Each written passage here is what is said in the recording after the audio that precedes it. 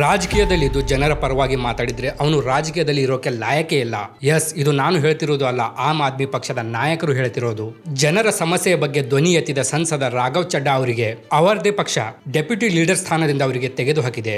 ಅಷ್ಟೇ ಅಲ್ಲದೆ ಅವರಿಗೆ ಪಾರ್ಲಿಮೆಂಟ್ ನಲ್ಲಿ ಮಾತಾಡಲು ಸಮಯ ಕೊಡಬಾರದು ಅಂತ ರಾಜ್ಯಸಭಾ ಸೆಕ್ರೆಟರಿಯೇಟ್ಗೆ ಕೇಳಿಕೊಂಡಿದ್ದಾರೆ.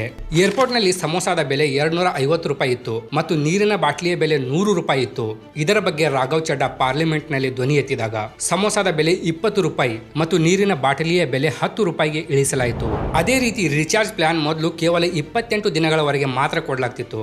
ಇದನ್ನು ರಾಘವ್ ಚಡ್ಡಾ ಪ್ರಶ್ನಿಸಿದಾಗ ಈಗ ಪ್ರತಿ ತಿಂಗಳ ರಿಚಾರ್ಜ್ ಪ್ಲಾನ್ 30 ದಿನಗಳಿಗೆ ಹೆಚ್ಚಿಸಿದ್ದಾರೆ. ಇದೇ ರೀತಿ ಇವರು ಜನಸಾಮಾನ್ಯರ ಪ್ರಶ್ನೆ ಪಾರ್ಲಿಮೆಂಟ್ ನಲ್ಲಿ ಹೇಳ್ಕೊಳ್ತಿದ್ರು.